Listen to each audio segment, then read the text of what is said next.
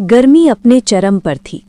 आसमान में सूरज ऐसे तप रहा था मानो आग बरसा रहा हो। धरती पर पैर रखना भी दूभर हो गया था। गर्म हवा में सिर्फ एक भयानक खामोशी थी जो गरीबों की झोपड़ियों में पसीने की दुर्गंध से और भी भारी हो गई थी। गांव के दक्षिणी छोर पर एक जीर्ण शीर्ण कच्ची झोपड़ी थी। टूटे फूस के छप्पर के नीचे एक आदमी अपने बेटे की पीठ पर हाथ फेर रहा था। वो आदमी था राम सिंह, गांव का सबसे ईमानदार, मेहनती लेकिन सबसे निर्धन व्यक्ति। ये सूरज रोज मेरी ईमानदारी को जैसे जलाकर राख कर देता है, पर मैं क्या करूं? माँ के संस्कार यही थे कि जो मिले मेहनत से मिले, सच्चाई से मिले तो ही स्वीकारना। तभी मिट्टी का घड़ा लेकर उसकी पत्नी गोमती आती है। थोड़ा पानी पी लो, आपका चेहरा तो धूप से लाल हो गया है। इतनी गर्मी में भी दिन भर खेत में काम कर रहे हो। खेतों में बीज तो बो दिया है गोमती, पर पानी नहीं मिलेगा तो सब सूख जाएगा। आसपास के सभी नहर, कुएं, तालाब सूख गए हैं। अब खेतों में पानी कहां से दूं? कुछ समझ नहीं आ रहा। आप क्यों नहीं बगल के खेत में कुआं खोद लेते? अभी तो अप्रैल का महीना ही चल रहा है। मई जून में तो गांव के बचे खुचे स्रोत भी सूख जाएंगे। तब क्या करोगे? उससे पहले ही कुएं की खुदाई कर लो। तुम सही कह रही हो, मैं कल से ही कुएं की खुदाई में लग जाता हूँ। उसी गांव के दूसरे छोर पर एक पक्का मकान था। उसकी छत पर फैन की हवा खा रहा था मनसुख, राम सिंह का छोटा भाई। जितना वो बेईमान था उतना ही दिल का कठोर भी था। वो अपने एक साथी से बातें कर रहा था। गांव में सबसे बड़ा दूध का ठेका मैंने ले लिया, और वो भी मिलावट वाले पाउडर से दूध बनाकर। कोई पकड़ ही नहीं सकता मुझे। पैसे कमाने का असली तरीका यही है, दिमाग और चालाकी। पर तेरा भाई तो आज भी खेतों में पिस रहा है। उसे कभी अपनी तरह क्यों नहीं बनाया तूने? वो बड़े भैया हैं, राम जैसे सीधे साधे। कहते हैं हराम का पैसा घर में नहीं टिकता, पर देख मेरा घर तो महल बन गया और वो अपने ही खेतों में मजदूरी करके जीवन काटने में लगे हैं। दूसरी ओर शाम के समय राम सिंह से गोमती कहती है, अजी, आपने कभी अपने भाई से मदद क्यों नहीं मांगी? खूब सारा पैसा है उसके पास। उसके जैसी हवेली पूरे गांव ने किसी के पास नहीं। गोमती, मदद वो नहीं होती जो रिश्तों की लाज उतार दे। और वैसे भी मैं अपने बेटे को सिखाना चाहता हूँ कि मेहनत की कमाई में जो मिठास है वो झूठ और कामचोरी में नहीं। आप सही कह रहे हैं। हम अपने बेटे को अच्छाइयाँ ही सिखाएंगे।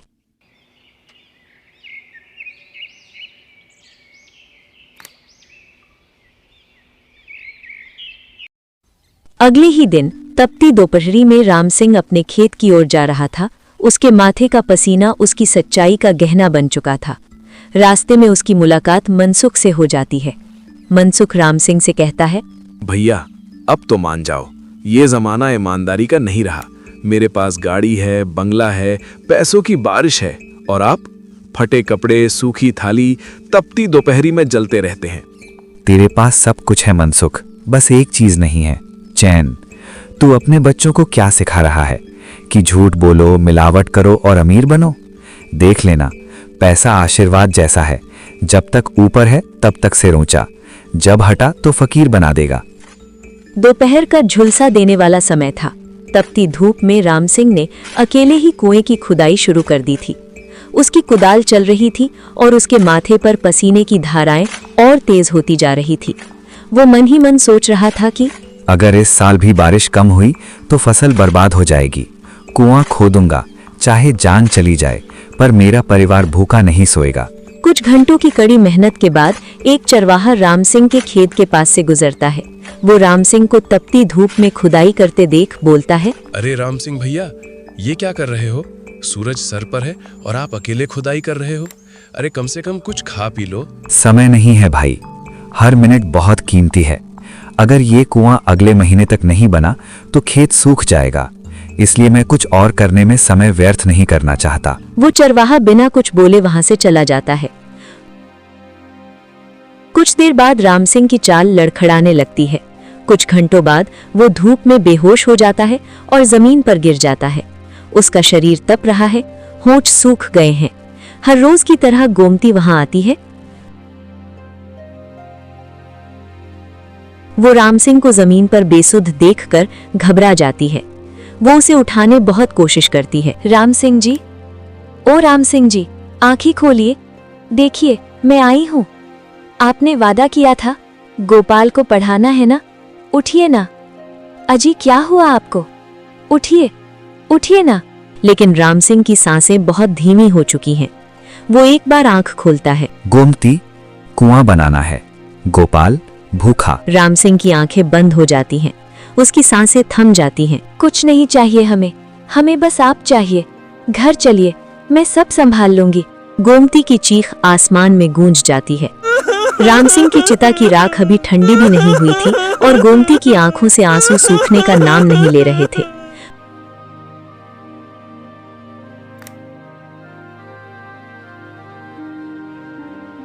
वो एक कोने में बैठी थी।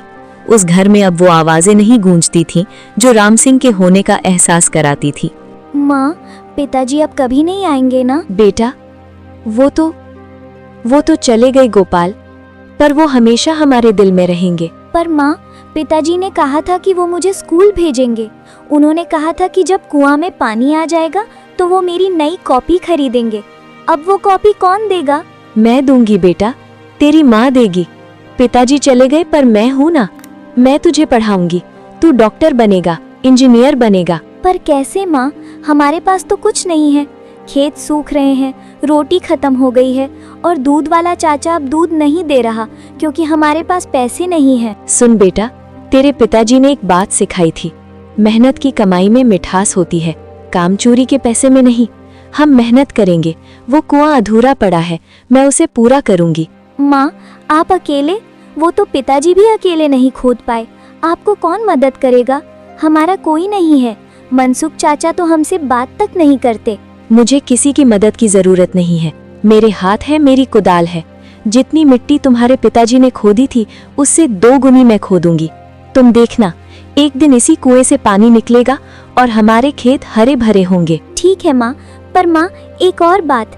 पिताजी से आखिरी बार जब मैंने बात की थी तो उन्होंने कहा था कि ईमानदारी का फल मीठा होता है। क्या सच में मीठा होता है? बेटे की छोटी छोटी बातें अब गोमती के दिल को छलनी कर देती थीं। मैं हार नहीं मानूंगी राम सिंह जी। आपकी मौत उस कुएं की खुदाई करने की वजह से हुई है। मैं उसे पूरा करके रहूंगी। राम सिंह जी, देखना, मैं आपके अधूरे कुएं को पूरा करूंगी।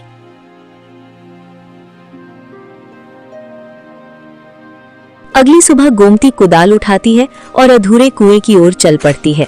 कई दिनों की अथक मेहनत के बाद आखिरकार उसे कुएं से पानी मिलना शुरू हो जाता है। ये देखकर गांव वाले दंग रह जाते हैं। अब मनसुख उस कुएं को देखकर लालच से भर उठता है। वो कुएं को हड़पने की तरकीब सोचने लगता है। तभी वहां उसकी पत्नी आ जाती है और उससे पूछती है, चलिए, खाना लगा दिया है। क्या हुआ, क्या सोच रहे हो? मनसुख अपनी पत्नी सुमित्रा से कहता है, सुमित्रा, पानी की समस्या बड़ी होती जा रही है। गांव के सारे तालाब कुएं सूख चुके हैं। गांव वाले पानी के लिए तरस रहे हैं। ये सही समय है, अगर मैं पानी का व्यापार करूं तो अच्छी कमाई होगी। पर आप पानी का व्यापार कैसे करोगे? पानी तो कहीं है ही नहीं। दूर दूर तक सब कुएं तालाब सूखे पड़े हैं। अरे मूर्ख, तुम्हें क्या पता नहीं है? गोमती भाभी ने अपने खेत में कुआं खोद लिया है और उसमें पानी भी निकल आया है। अब तुम देखना कैसे मैं पानी का व्यापार करता हूं।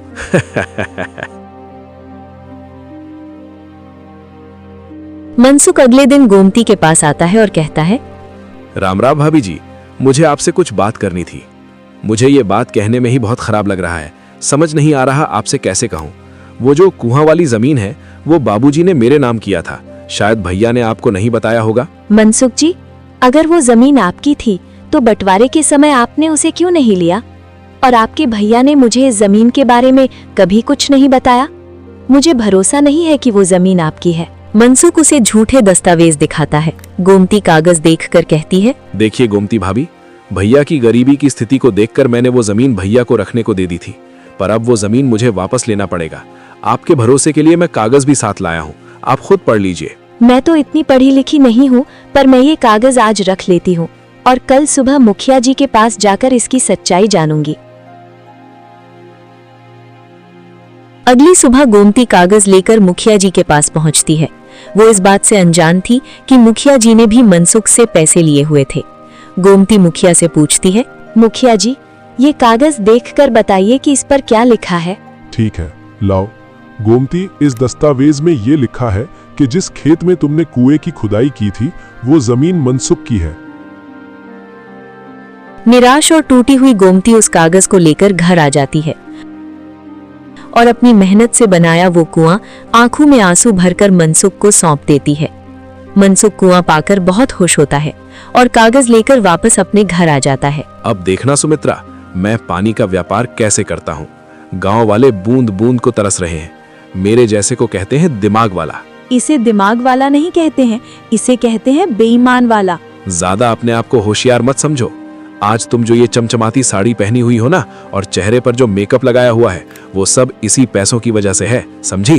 तुम जाकर पूरे गांव में पानी की बिक्री की बात फैला दो। अगले ही दिन मनसुख अपने नौकर के द्वारा गांव में घोषणा करवा देता है, सुनो सभी गांव वालों, तुम सबकी पानी की समस्या मनसुख भाई ने खत्म कर दी है। जिनको भी पानी चाहिए वो मनसुख भाई के कुएं से ले जा सकता है। पैसे दो और पानी लो, वरना प्यासे रहो। कौन बेच रहा है पानी? अरे ये तो वही कुआं है ना जिसे गोमती ने खोदा था। मनसुख कहता है कुआं उसका है और अब जिसे भी पानी चाहिए वो पैसे देकर पानी ले ले। सही कहा। जब उसका पति मरा था तो उसने हिम्मत नहीं हारी, खुद ही मिट्टी हटाई, खुद ही पत्थर हटाए, तब जाकर पानी निकला। पर ये मनसुख कैसे मालिक बन गया? हाँ भाई, उसी का है। उस बेचारी ने महीने भर अकेले ही खुदाई की थी। ये मनसुख कैसे मालिक बन गया पता नहीं।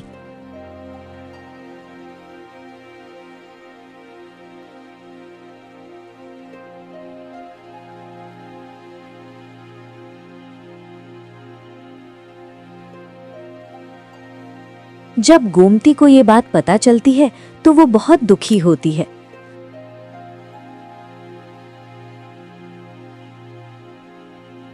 गांव वालों के पास कोई विकल्प नहीं था। गर्मी अपने चरम पर थी, खेत सूख रहे थे, मवेशी प्यास से बेहाल हो रहे थे और लोगों की मजबूरी से मनसुख अपनी जेब हर दिन भरती जा रही थी। इसी बीच एक दिन गांव में एक बूढ़े थके हुए साधु आए। उनके गले में रुद्राक्ष की माला, हाथ में झोला और पांव में फटी हुई चप्पलें थीं। माथे पर भस्म और आंखों में तेज था। उनका चेहरा पसीने और थकावट से मुरझाया हुआ था। साधु सीधे मनसुख के कुएं के पास पहुंचे और मनसुख से बोले, बेटा, बड़ी प्यास लगी है, एक लोटा पानी दे दो, भगवान भला करेगा। बाबा, भगवान भला तभी करेगा जब उसके पास पैसे होंगे। यहाँ पानी मुफ्त नहीं मिलता। 10 रुपए दो, पानी लो। मेरे पास कुछ नहीं है बेटा, बस एक लोटा पानी चाहिए। तो फिर जा बाबा, बिना पैसे के पानी नहीं मिलेगा। यहाँ दया धर्म नहीं चलता। साधु का चेहरा उतार गया। वो चुपचाप वहां से चले गए। उन्होंने अगले घर में पानी मांगा। बहन, एक लोटा पानी दे दो, बहुत दूर से चलकर आया हूँ, बड़ी प्यास लगी है। बाबा जी, हम खुद पानी खरीद कर लाते हैं, तुम्हें कैसे दें? साधु उम्मीद से और आगे बढ़े। साधु तीसरे घर की तरफ बढ़े। वहां भी उनको कुछ नहीं मिलता है। नहीं बाबा जी, पानी नहीं है। अंत में थके हुए पांव और टूटी हुई उम्मीदों के साथ साधु गांव के सबसे गरीब घर की ओर बढ़े। वो था गोमती का घर। उसके पास कुछ भी नहीं था, लेकिन दिल सोने जैसा खरा था। गोमती अपने घर में रात की बची हुई खिचड़ी गर्म कर रही थी। साधु उसके दरवाजे पर पहुंचा और बोला, बेटी, एक लोटा पानी मिलेगा क्या? बहुत प्यासा हूँ। गोमती ने बिना एक शब्द बोले अपनी टूटा जग उठाया और घर के कोने में रखे घड़े से आखिरी पानी लाकर साधु के सामने रख दिया। बाबा, ये लीजिए, हमारे पास बहुत नहीं है, लेकिन जो है वो आपका है। साधु ने कांपते हाथों से पानी लिया, पिया और आंखें बंद करके आकाश की ओर देखा। थोड़ी देर मंत्र बुदबुदाने के बाद उन्होंने अपना झोला खोलता है और उसमें से एक छोटा मिट्टी का घड़ा निकालता है जो लाल कपड़े से ढका हुआ था। बेटी गोमती, तूने सच्चे मन से एक प्यासे को पानी पिलाया है। मैं ये घड़ा तुझे आशीर्वाद के रूप में दे रहा हूँ। नहीं बाबा, मुझे ये घड़ा नहीं चाहिए। मैं इसे रखकर क्या करूँगी? घर में कुछ नहीं है, ये खाली पड़ा रहेगा। बेटी, ये घड़ा सबको नहीं मिलता। जो ईमानदार और दूसरों की भलाई करता है उसे ही मिलता है। ये साधारण घड़ा नहीं है, ये मेरी साधना का फल है। इससे जो भी मांगोगी सच्चे दिल से वो मिलेगा, पानी, दूध, अनाज, घी, जो भी। पर ध्यान रखना, जब मांगना पूरा हो जाए तो इस लाल कपड़े से घड़े को ढक देना, तभी ये रुकेगा, वरना ये कभी नहीं रुकेगा और सब कुछ बर्बाद हो जाएगा। साधु के कहने पर गोमती उस मटके को ले लेती है। इतना कहकर साधु गोमती के सिर पर हाथ रखकर आशीर्वाद देता है और वहां से अदृश्य हो जाता है।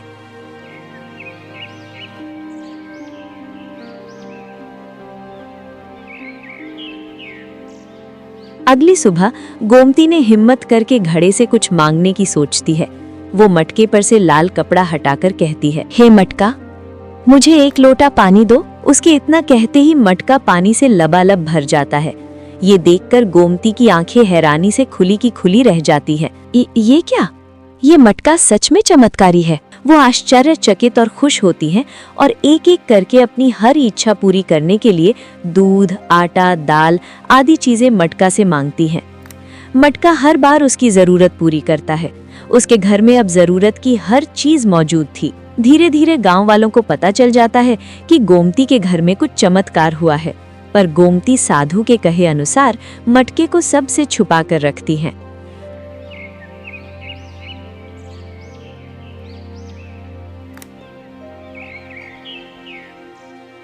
कुछ दिनों बाद गोमती एक छोटी सी दुकान खोलती है। उसकी दुकान पर अक्सर भीड़ लगी रहती थी। गांव वाले लाइन लगाकर गोमती की दुकान पर सामान लेते थे। गोमती बहन, जो सामान तुम देती हो वो सेठ की दुकान से बहुत सस्ता है। ये सब भगवान की कृपा है सीता बहन। अब गोमती का घर पहले जैसा नहीं रहा था। टूटे फूटे आंगन की जगह ईंटों का पक्का फर्श था। घर के बाहर खाली कोने में एक राशन की दुकान थी, जहां सभी प्रकार की दालें, आटा, चावल, मसाले, जरूरत की हर चीज मिलती थी। एक दिन गोमती की पड़ोसन नीलम उससे कहती है, गोमती बहन, तुम्हारे पति बहुत ही ईमानदार इंसान थे और तुम्हारा देवर उतना ही बेईमान। इसलिए देखो, उसका व्यापार ठप हो गया है। बेईमानी का फल जरूर मिलता है और ईमानदारी का फल थोड़ा देर से मिलता है। हम सब तुम्हारी तरक्की से बहुत खुश हैं। मनसुख ये सब सुन रहा था। उसके मन में गोमती के प्रति जलन और ईर्ष्या पैदा हो गई। वो मन ही मन सोचता है, आजकल ये गोमती भाभी खूब चर्चा हो रहे हैं और मेरा मजाक उड़ाया जा रहा है। क्यों ना मैं भाभी की दुकान में आग लगा दूं? ना रहेगा बांस और ना बजेगी बांसुरी।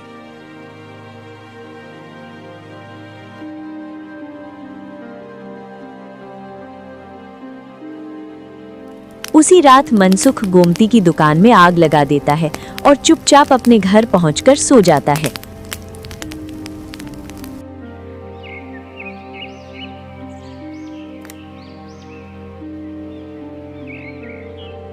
सुबह होते ही गांव में हाहाकार मच गया कि गोमती के दुकान में आग लग गई है और सब कुछ जलकर राख हो गया।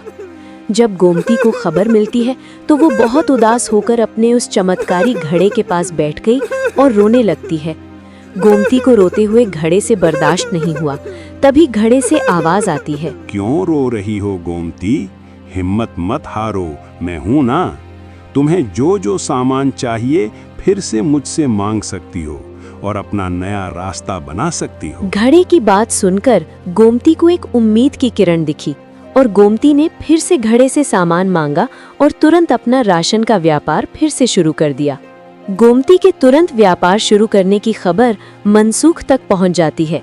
ये बात उसे अंदर से बेचैन कर देती है और वो मन ही मन सोचने लगता है, आखिर ये गोमती भाभी ऐसा क्या करती हैं कि ये तुरंत ही अपनी राशन की दुकान खोलकर चलाने लगी? अब तो गांव वाले और ही मुझे ताना देंगे। मुझे इसका राज पता लगाना ही होगा, चाहे कुछ भी हो जाए। मनसुख गुस्से में गोमती की जासूसी करने का फैसला करता है। रात वो गोमती के घर के बाहर खिड़की से भीतर देखता है कि गोमती मटके से राशन का सामान मांग रही है और मटका चावल, दाल, दूध निकालता जा रहा है। ये देखकर मनसुख के तो होश ही उड़ जाते हैं। उसका लालच अब और बढ़ जाता है। ओह, तो ये बात है। मैं भी कितना मूर्ख था। मुझे जड़ तक पहुंचना चाहिए था और मैं सिर्फ ऊपर से ही देखकर दुकान को जला डाला था। जड़ तो ये जादुई घड़ा है। इस असली राज को गोमती भाभी सबसे छुपा कर रखी हुई है। जो मांगो वो देता है। अब ये घड़ा मेरा होगा। इसे मैं अपने साथ लेकर ही जाऊंगा।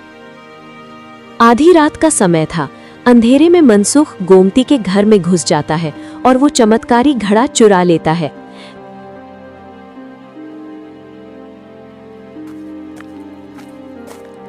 घड़ा लेकर वो सीधा अपने घर पहुंचता है। वो अपनी पत्नी सुमित्रा और बेटे को जगाता है। सुमित्रा, सुमित्रा, जल्दी उठो, हमें अभी गांव से जाना होगा। हमारे पास बिना मेहनत किए अब सब कुछ होगा। ये देखो घड़ा। ये घड़ा लेकर क्या करोगे? अचार डालोगे क्या? अरे पगली, पहले चलो मेरे साथ, फिर सारी बात बताऊंगा। अरे इतनी रात में हमें कहाँ ले जा रहे हो? पहले हमें बता तो दो कि बात क्या है। तुम बहुत ज्यादा बोलती हो, थोड़ी देर सब्र करो, मैं तुम्हें सब कुछ बता दूंगा। चलो जल्दी जल्दी। मनसुख अपने परिवार को लेकर गांव से भागने लगा। वे सभी एक नाव में बैठकर नदी पार करने लगते हैं। उनके साथ वो घड़ा भी रखा हुआ था। नाव धीरे धीरे चलने लगती है। सामने बहुत दूरी पर एक नया गांव दिखाई देने लगता है। मनसुख अपनी पत्नी को सारी बात बताता है। ये कोई साधारण घड़ा नहीं है, इससे जो मांगो वो मिलता है। क्या सच में इस मटके से सब कुछ मिलेगा? मुझे तो यकीन नहीं होता जी। हाँ, अभी दिखाता हूँ। मटका, मुझे 5 बोरी चावल दे दो। इतना कहते ही मटके से 1 बोरी चावल निकलने लगता है। सुमित्रा ये देखकर आश्चर्यचकित हो गई। और चाहिए? और? मटका, पापा पापा, घड़े से आइसक्रीम मांगो ना। मुझे आइसक्रीम दे दो। मनसुख मटके से आइसक्रीम मांगता है। मटके से आइसक्रीम निकलने लगती है। मनसुख और उसके परिवार की लालच की कोई सीमा नहीं थी। उन्होंने घड़े को ढकने वाला लाल कपड़ा हटा रखा था और उसे और अधिक मांगते रहे। कुछ ही समय में नाव चावल और आइसक्रीम से लबालब भर जाती है और डगमगाने लगती है। ये देखकर सुमित्रा मनसुख से कहती है, अरे अब तो नाव भारी हो रही है। सुनिए जी, अब बस करिए, नाव में पानी आ रहा है। मुझे और रवि को डर लग रहा है। रुक जा मटका, रुक जा, बस कर, बस अब बंद हो जा। मनसुख मटके से रुकने की कहता है, लेकिन मटका नहीं रुकता। चावल और आइसक्रीम निकलना बंद नहीं होता। नाव में पानी भरने लगता है। नाव पूरी तरह से सामान से भर गई और एक बड़ी लहर आने पर वो पलट गई। मनसुख, उसकी पत्नी, बेटा और वो लालच का प्रतीक घड़ा सब नदी के गहरे पानी में समा गए। मनसुख और उसके लालच की वजह से पूरे परिवार को जान गंवाही पड़ी।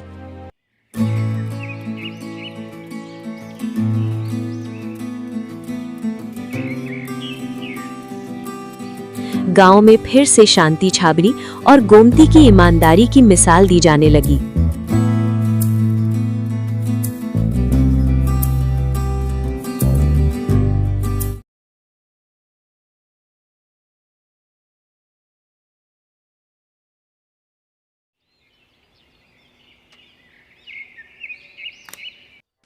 जनकपुर नामक एक छोटे से गांव में सुमन और राजू नामक पति पत्नी अपने 2 बच्चे बंटी और गुड़िया के साथ एक छोटे से घर में रहते थे।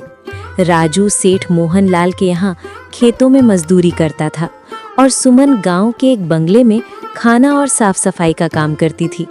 दोनों खूब मेहनत करके अपने और बच्चों का पेट भरते थे। गर्मी के मौसम में अक्सर पारा 40 डिग्री तक चला जाता था, लेकिन इस साल तापमान बहुत ज्यादा बढ़ गया था। जनकपुर के लोग बेहाल थे। इस साल तो बहुत ज्यादा गर्मी पड़ी है। इतनी कड़ी धूप में काम करना मुश्किल हो गया है। घर से निकलते ही पसीने की बारिश हो जाती है। इतनी तेज धूप में काम पर जाने का मन भी नहीं करता है। ना जाने इस साल की गर्मी कैसे कटेगी। हाँ जी, बच्चे भी गर्मी बेहाल रहते हैं। कल गुड़िया भी कह रही थी, माँ हमें भी बंगले जैसा ठंडा घर चाहिए, पर हमारे बस की बात नहीं। रात भर नींद नहीं आती, दिन में तो पसीने से तरबतर हो जाते हैं। तुम फिक्र मत करो, धीरे धीरे सब ठीक हो जाएगा। चलो मैं काम पर जाता हूँ, वरना सेठ जी गुस्सा करेंगे। जाते जाते थोड़ा पानी तो पी लो। इतनी धूप में कैसे काम करोगे? अब मैं चलता हूँ, वहाँ पहुँचकर पी लूंगा। चलता हूँ वरना देर हो जाएगी। राजू मजदूरी पर चला जाता है। गुड्डू और गुड़िया सरकारी स्कूल में पढ़ते थे। सुमन उन्हें स्कूल छोड़कर काम पर चली जाती है।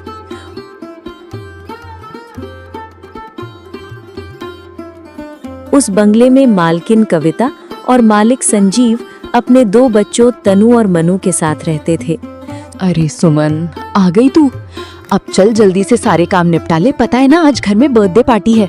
शाम 4 बजे से पहले ही सारी तैयारियां पूरी करनी है। और हाँ, काम निपटाकर मेरे साथ घर के डेकोरेशन में मदद करोगी, ठीक है? जी मालकिन, मैं पहले घर के सारे काम कर लेती हूँ, फिर आपके साथ पार्टी की सजावट में मदद कर दूंगी। सुमन बंगले के सारे काम करने के बाद कविता के घर को सजाने में मदद करती है। दोनों मिलकर पूरे घर को अच्छी तरह सजा देते हैं। मालकिन, मैंने घर के सारे काम निपटा दिए हैं और पार्टी की सारी तैयारी भी हो गई है। अब मैं घर जाती हूँ। हाँ हाँ ठीक है, लेकिन पता है ना तुम्हें, आज मेरी बेटी की बर्थडे पार्टी है, तो तुम 7 बजे अपने बच्चों के साथ आ जाना। और हाँ, मुझे तुम्हारी मदद की जरूरत पड़ेगी, इसलिए टाइम से आ जाना। ठीक है मालकिन, मैं शाम को बच्चों के साथ यहाँ आ जाऊंगी।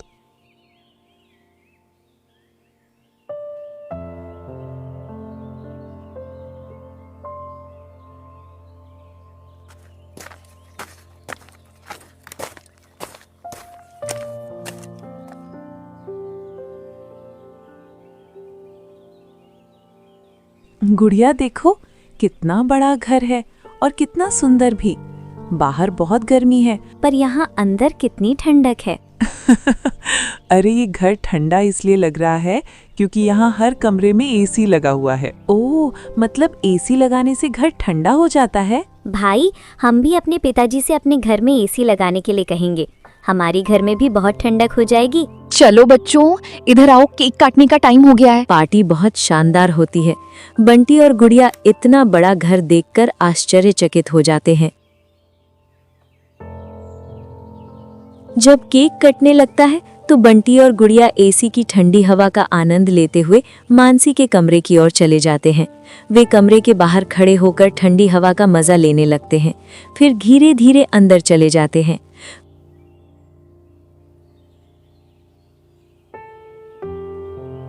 भाई, ये कमरा तो सबसे ठंडा है। कितनी ठंडक है। और ये देखो, ये बिस्तर कितना सुंदर है, बिल्कुल मखमल जैसा। चलो ना, इस पर बैठकर देखते हैं। बहुत सुंदर है ये।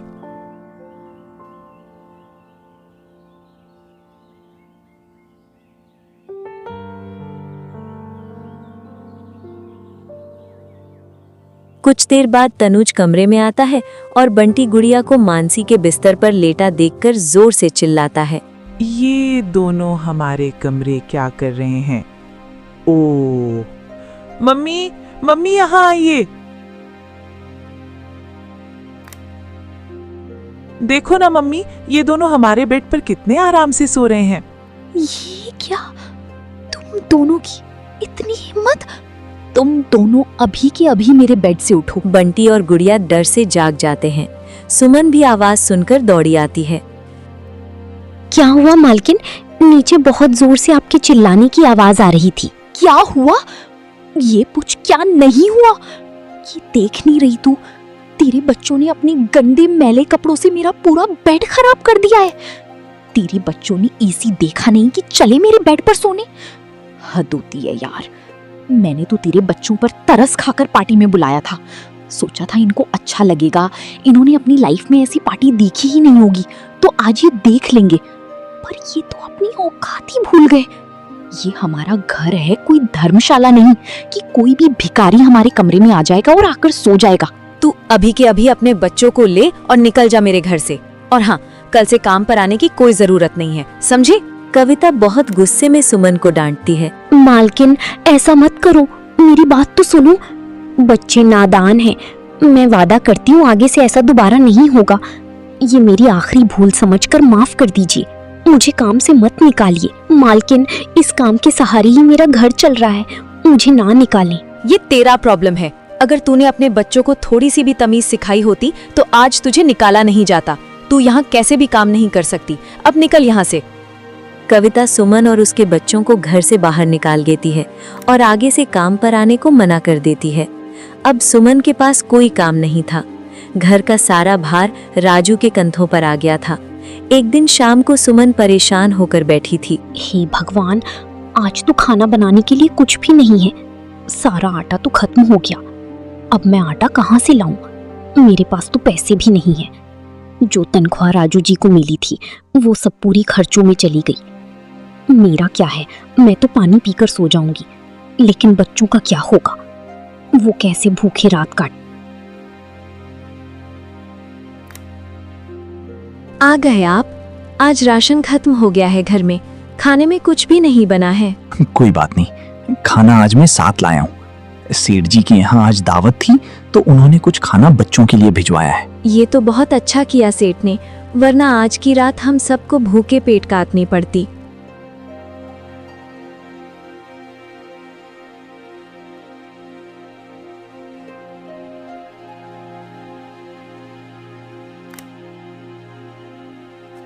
अगली सुबह सुमन फिर से कविता के घर जाती है और उससे थोड़े पैसे उधार मांगती है। मालकिन, बस कुछ दिनों के लिए कुछ पैसे उधार दे दीजिए, बहुत मेहरबानी होगी। मेरे घर में खाने को एक दाना तक नहीं है, सब कुछ खत्म हो गया है। तुझे देने के लिए मेरे पास कोई पैसे वैसे नहीं है। मैंने तुझे पहले ही काम से निकाल दिया था, फिर तेरी हिम्मत कैसे हुई यहाँ आने की? निकल यहाँ से और आइंदा यहाँ पर अपनी शक्ल दिखाने मत आना। कविता की कड़वी बातें सुनकर सुमन वापस जाने लगती है। तभी उसे रास्ते में एक पोस्टर दिखाई देता है। पोस्टर देखकर सुमन मन ही मन सोचने लगती है, पकौड़े बनाने वाले की जरूरत। अधिक जानकारी के लिए इस नंबर पर कॉल करें। पकौड़े बनाना तो मुझे आता है, अगर यहाँ नौकरी लग जाए तो घर का खर्च चलाने के लिए कुछ पैसे मिल जाएंगे। इतना सोचकर वो उस दुकान की ओर चल पड़ती है। भैया, मैंने आपका पोस्टर देखा, आपको पकौड़े बनाने वाले की जरूरत है? हाँ, जरूरत तो है, पर क्या तुम पकौड़ा बना लोगी? हाँ, मुझे कई तरह के पकौड़े बनाने आते हैं। मिर्च का, पालक का, पनीर का, और भी कई तरह के पकौड़े बनना आता है मुझे। तुम्हें बनाने आते हैं? तो ठीक है, तुम आज से ही काम पर लग सकते। ठीक है भैया, आपका बहुत बहुत धन्यवाद। सुमन पकौड़े बनाने वाले के साथ काम पर लग जाती है और ग्राहकों को पकौड़े सर्व करने लगती है।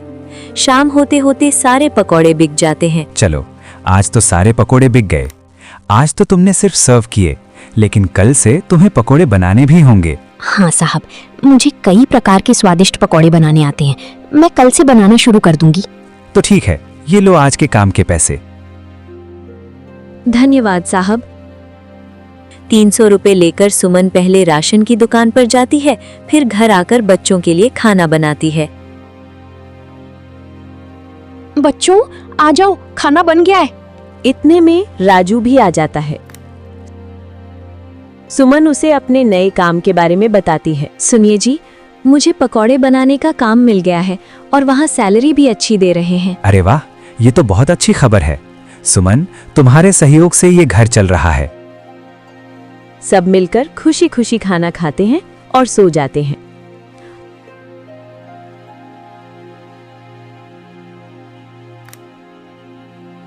अगली सुबह सुमन बच्चों को स्कूल छोड़कर दुकान पर पकौड़े बनाने लगती है। उसके बनाए पकौड़े ग्राहकों को बहुत पसंद आते हैं। विकास के पकौड़े बहुत जल्दी खत्म हो जाते हैं। विकास भाई, तुम्हारे आज के पकौड़े बहुत अच्छे हैं। आज के पकौड़े का कोई जवाब नहीं, एक प्लेट और दे दो। सुमन, तुम्हारे हाथ में तो जादू है। तुम्हारे बनाए पकोड़े ग्राहकों को बहुत पसंद आए हैं। सभी ने एक एक प्लेट एक्स्ट्रा पकोड़े खाए हैं। तुमने तो कमाल ही कर दिया। तुमने क्या मिलाया है इन पकोड़ों में जो सभी ग्राहक इतनी तारीफ कर रहे हैं? कुछ खास नहीं मिलाया है, बस थोड़ी मिर्च, मसाले और नमक बराबर मात्रा में मिलाए हैं। आज तो पकोड़े बहुत जल्दी खत्म हो गए। कल से हमें और ज्यादा बनाने होंगे। और हाँ, अब हमारी सेल बढ़ गई है, इसलिए कल मैं दुकान में एसी लगवा रहा हूँ। इससे ग्राहक एसी की ठंडी ठंडी हवा में मजे लेकर पकोड़े खाएंगे और इससे हमारी बिक्री भी बढ़ जाएगी। तुम क्या कहती हो? साहब, विचार तो बहुत ही अच्छा है। विकास ने एक नई ब्रांच दुकान की शुरू कर दी। अगले ही दिन विकास ने दुकान में एसी लगवा दिया। जैसा उसने सोचा था वैसा ही हुआ। ग्राहकों की भीड़ और बढ़ गई और सारे पकौड़े जल्दी बिकने लगे। शाम को सुमन घर वापस आती है और अपने दोनों बच्चों को आपस में बातें करते हुए सुनती है। भैया, उस दिन पार्टी में कितना मजा आ रहा था ना। उस दिन वहाँ एसी की ठंडी ठंडी हवा मिल रही थी, कितनी ठंडक थी वहाँ। हाँ, काश हमारे घर में भी एसी होता तो हम सभी एसी की ठंडी हवा का मजा ले रहे होते। अरे, क्या तुम दोनों ने स्कूल का काम पूरा किया? ठीक है माँ, हम जल्दी से स्कूल का काम पूरा करके आते हैं। चलो अपना काम खत्म करो, तब तक मैं खाना बना रही हूँ। खाना खाकर जल्दी सो जाना, सुबह स्कूल टाइम पर पहुँचना है और मुझे फिर काम पर भी जाना है। नहीं माँ, हम करने ही वाले थे।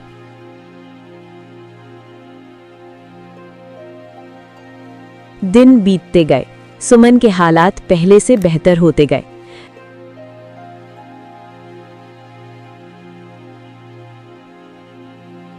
राजू ने सेठ मोहनलाल के यहाँ मजदूरी छोड़ दी और सुमन के साथ पकौड़े बनाने लगा।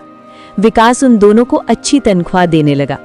एक दिन सुबह सुमन काम पर जा रही थी, तभी उसे भंगार की एक दुकान दिखी। वहां कई सारा सामान था, कूलर, पंखा, फ्रिज, एसी। सुमन का ध्यान एक पुराने एसी पर गया। भैया, ये एसी का क्या दाम है? मात्र 10,000 रुपए की है। 10,000? ये तो बहुत ज्यादा है। ज्यादा नहीं, बल्कि ये बहुत कम कीमत की है। ये सेकंड हैंड एसी है। अगर नई खरीदने जाओगी तो 30,000 से कम में नहीं आएगी। अच्छा, पर ये सही चलती है ना? घर को ठंडा तो करेगा ना? हाँ, बिल्कुल सही से चलती है। अगर 6 महीने से पहले ये एसी बंद हो जाती है तो इसकी सारी रिपेयरिंग की सर्विस बिल्कुल फ्री की जाएगी। ठीक है, लेकिन सही दाम लगाओ। मैं 8,000 दूंगी। अगर देनी है तो 8,000 में दे दो। ठीक है? अच्छा ठीक है, बताओ कहाँ लगानी है? मुरली राजी हो गया। सुमन उसे अपने घर ले आई। मुरली ने एसी लगा दिया। एसी चालू करते ही ठंडी ठंडी हवा घर में फैल गई। एसी लगने से बच्चे बहुत खुश हुए।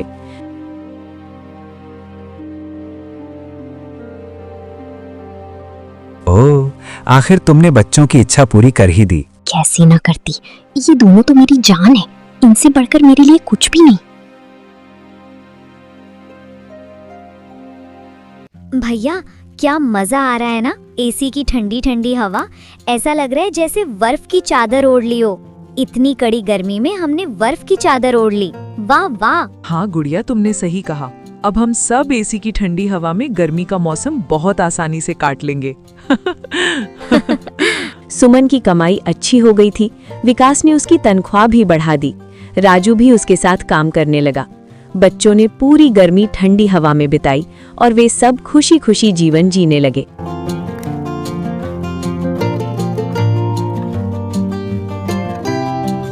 राहत देने का कोई साधन ऐसा नहीं था जिससे वो अपने परिवार को भीषण गर्मी से थोड़ा बहुत राहत मिल सके।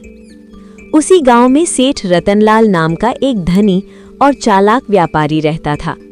एक दिन वो किसी काम से शहर जा रहा था। तेज धूप में चलते चलते उसका घोड़ा थक गया।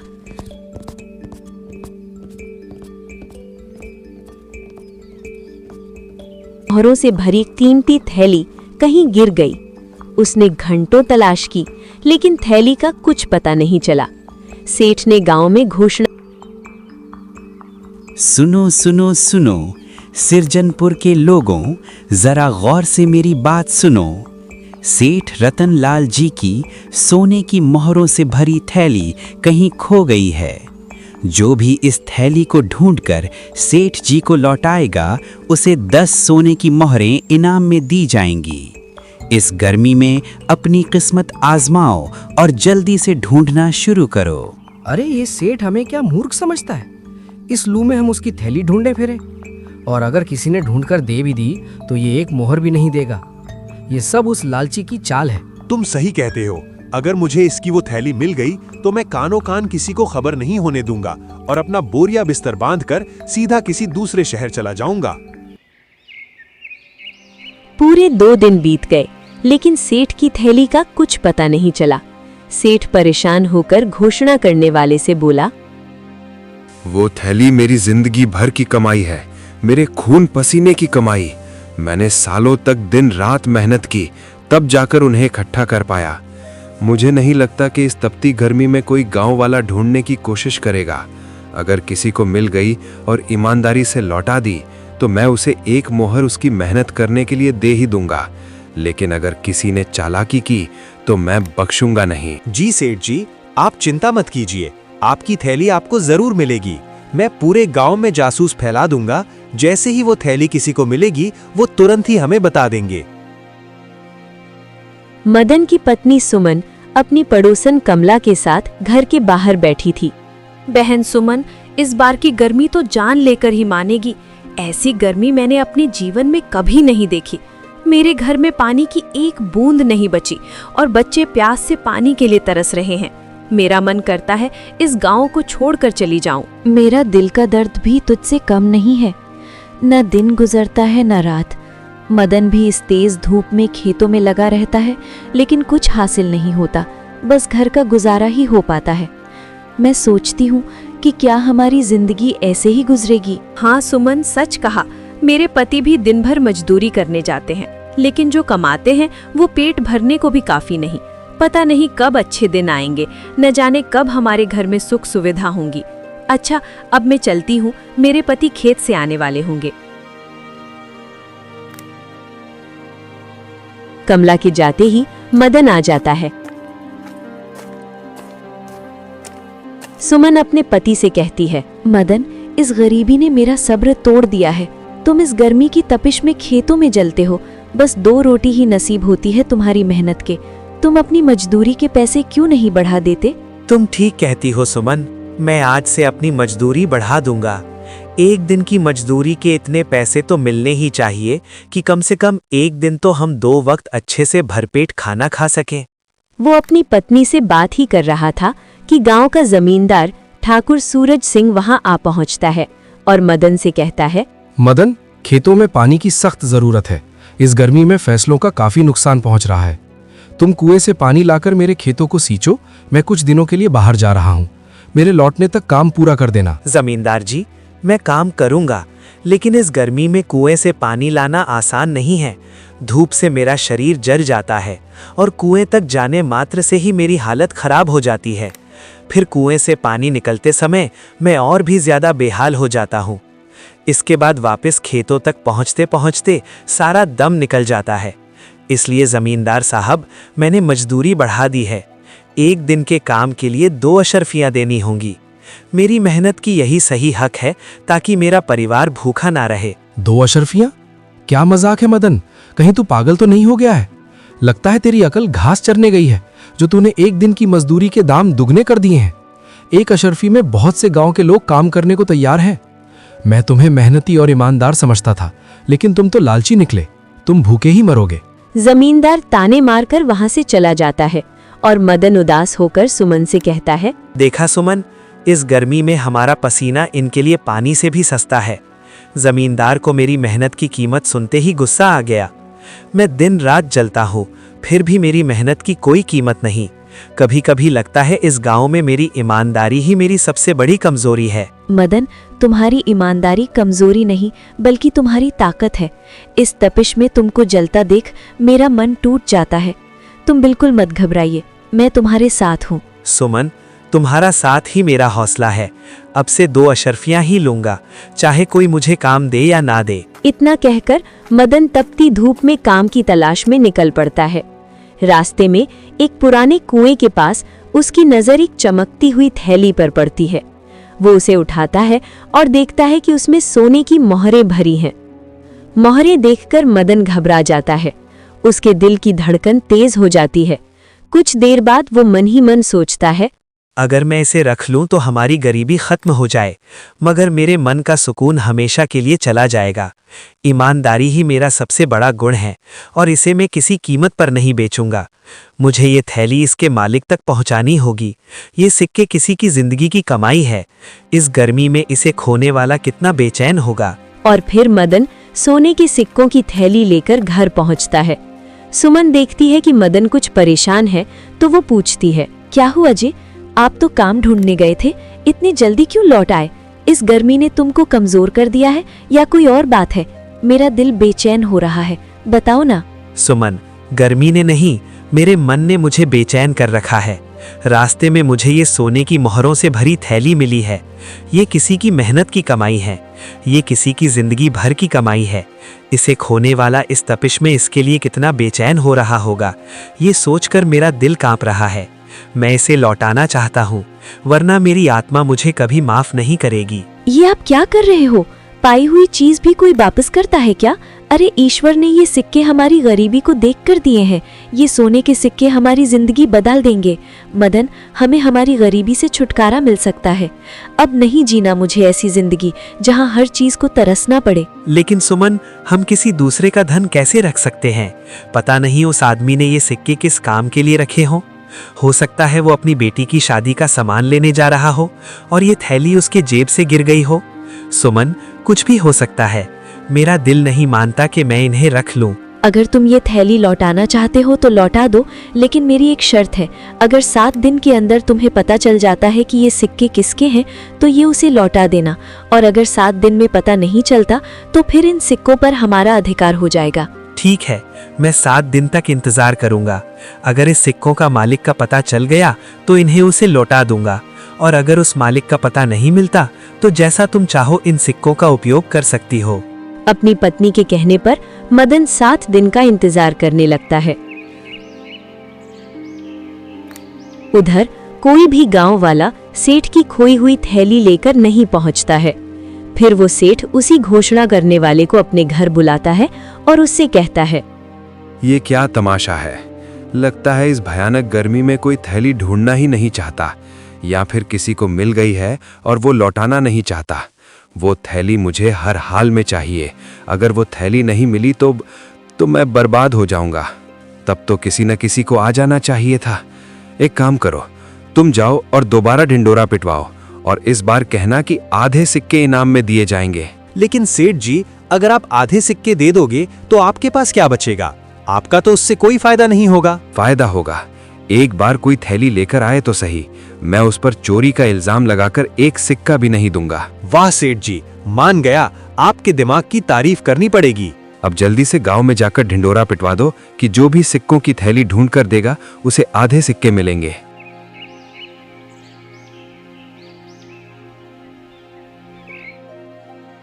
व्यापारी के कहने पर वो आदमी फिर गांव में घोषणा करने निकल पड़ता है। सुनो सुनो सुनो, सभी गांव के वासी ध्यान से सुनो। सेठ रतनलाल जी की सोने की मोहरों की थैली खो गई है।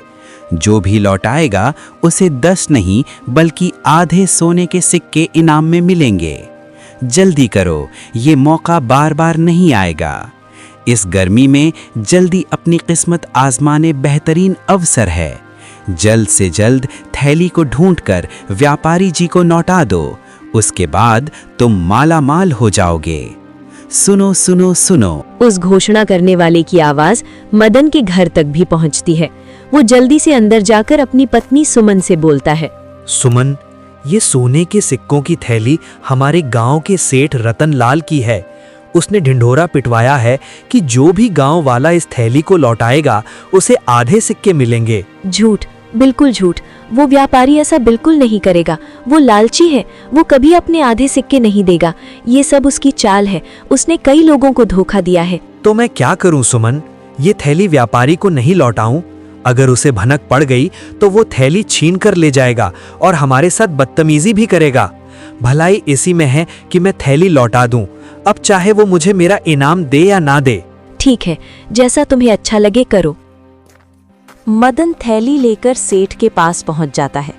सेठ अपनी थैली देखकर बहुत खुश होता है। सेठ जी, मेरा नाम मदन है। ये आपकी सोने की मोहरों की थैली मुझे कुएं के पास मिली थी। मैं इसे आपको लौटाने आया हूँ। ये लीजिए आपकी अमानत। मैंने तो उम्मीद ही छोड़ दी थी कि अब ये थैली मुझे नहीं मिलेगी और मैं बर्बाद हो जाऊंगा, लेकिन तुमने मेरी थैली लौटाकर मेरा व्यापार बचा लिया। कल मेरे व्यापार का सामान आने वाला है। इतना वो कह ही रहा था, फिर वो सोचने लगता है कि कैसे इनाम देने से बचा जाए। अब ये मदन मुझसे अपना इनाम मांगेगा, लेकिन मैं इसे ऐसा सबक सिखाऊंगा कि ये अपना इनाम मांगना भूल जाएगा। ऐसा कहकर व्यापारी सिक्के गिनने लगता है। इस थैली में 100 सिक्के थे, लेकिन इसमें तो अब 85 सिक्के हैं। मुझे लगता है तुमने अपना इनाम पहले ही निकाल लिया। चलो अच्छा किया, वैसे भी मुझे तुम्हारा इनाम तो देना ही था। सेठ की बात सुनकर मदन के पैरों तले जमीन खिसक जाती है। वो घबराते हुए बोला, आप ये क्या कह रहे हैं? इस थैली में 100 नहीं बल्कि 50 ही सोने के सिक्के थे। जब ये थैली मिली थी तब मैंने खुद अपने हाथों से सिक्के गिने थे। क्या तुम्हारे कहने का मतलब है कि मैं झूठ बोल रहा हूँ? मैं तुम्हारा इनाम देना नहीं चाहता।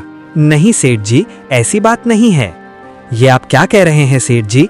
मैंने इस थैली से एक भी सिक्का नहीं निकाला। अगर मैं चोर होता तो थैली लौटाने ही क्यों आता? मैंने इस तपती गर्मी में अपनी जान जोखिम में डालकर आपको ये थैली लौटाई है। तो फिर कैसी बात है? या फिर तुम मुझसे चालबाजी कर रहे हो? मुझसे 2 गुना इनाम लेना चाहते हो? समझ गया तेरी चालाकी। मैं गांव का नामी सेठ हूँ और तू मुझे जानबूझकर बदनाम करने की कोशिश कर रहा है ताकि मैं डर कर तुझे 2 गुना धन दे दूं। अब मैं तुम्हारी शिकायत राजा से करूंगा। राजा ही तय करेंगे कि मैं झूठ बोल रहा हूं या तुम। सेठ मदन को राजा के दरबार में ले जाता है और राजा से कहता है, महाराज, मेरी सोने की मोहरों वाली थैली खो गई थी। उस थैली में 100 सिक्के थे। मैंने इनाम की घोषणा गांव में करवाई कि जो भी सिक्कों की थैली ढूंढकर वापस देगा उसे आधे सिक्के इनाम में दिए जाएंगे। इस मदन ने थैली लौटा दी, लेकिन उसमें सिर्फ 50 ही मोहरें थीं। लेकिन महाराज, इस मदन का कहना है कि जब इसे वो थैली मिली तब उसमें 50 ही मोहरें थीं। मुझे लगता है इसने 50 मोहरें चुरा ली हैं। अब ये मुझे बदनाम करने की कोशिश कर रहा है। महाराज, अब आप ही हमारा फैसला कर सकते हैं। महाराज, एक बार मेरी भी बात सुन लें। मुझे ये थैली कुएं के पास मिली थी। मैंने ज्यों की त्यों लौटा दी। मैंने कभी किसी के साथ धोखा नहीं किया। मैं गरीब हूँ लेकिन बेईमान नहीं। महाराज, आज मेरी इज्जत दांव पर है। मैं आपसे सिर्फ इतना चाहता हूँ कि सच सबके सामने आए। वो राजा अपनी समझदारी और न्यायप्रियता के लिए मशहूर था। वो व्यापारी की चालाकी भांप लेता है, मगर बिना सबूत के वो कोई फैसला नहीं कर सकता था। कुछ देर सोचकर राजा उन दोनों से कहता है, हम इस मामले में अभी स्पष्ट सबूत नहीं है। मैं इसकी पूरी जांच करवाऊंगा। आप दोनों 2 दिन बाद दरबार में हाजिर होना। अभी तुम दोनों यहां से जा सकते हो।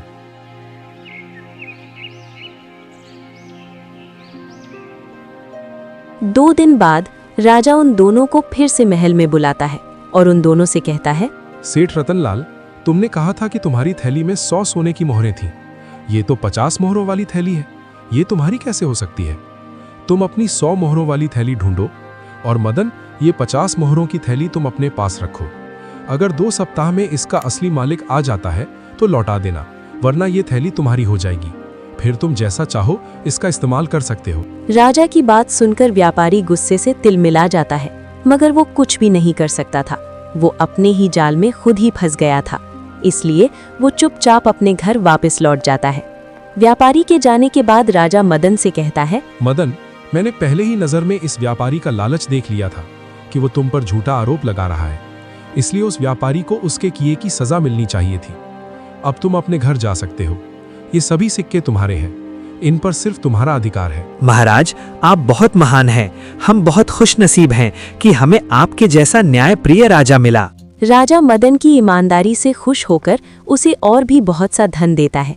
मदन घर लौटता है और सुमन को सारी बातें बताता है कि कैसे लालची और चालाक सेठ रतनलाल को राजा ने सबक सिखाया। ये सब सुनकर सुमन खुश होती है और उससे कहती है, ये सब आपकी ईमानदारी का फल है।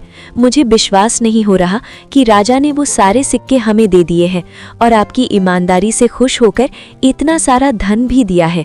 लेकिन अब मैं चाहती हूँ कि आप सेठ के सिक्के वापस कर दो। उसे उसकी लालच की सजा मिल चुकी है। ये उसकी मेहनत की कमाई है।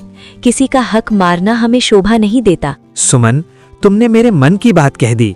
अगर हम उसकी थैली रखेंगे तो हमारी ईमानदारी का क्या मोल रह जाएगा? व्यापारी ने चाहे जो मेरे साथ गलत किया हो, मगर हम उसकी तरह नहीं बन सकते। मैं इसे लौटाने जा रहा हूँ। मदन उसकी बात मान लेता है और सेठ के सिक्के लौटाने उसके पास जाता है। मदन को देखकर व्यापारी गुस्से से लाल हो जाता है और उससे कहता है, अब क्या लेने आया है तू मदन? तुझे सोने के सिक्के तो मिल ही गए तुझे। अब क्या मेरी जान लेने आया है? मैं आपकी जान नहीं बल्कि आपके सिक्के वापस करने आया हूँ। मैं नहीं चाहता कि मेरी वजह से आपके साथ अन्याय हो। ये लीजिए आपके सोने की मोहरों की थैली। मदन, आज तूने मेरी आंखें खोल दी है। मैंने लालच में अंधा होकर तुम पर झूठा आरोप लगाया। उस थैली में 100 नहीं 50 ही सिक्के थे। मैंने तुम जैसे भले और ईमानदार इंसान को बदनाम करने की कोशिश की। मैं तुम्हारा गुनहगार हूँ।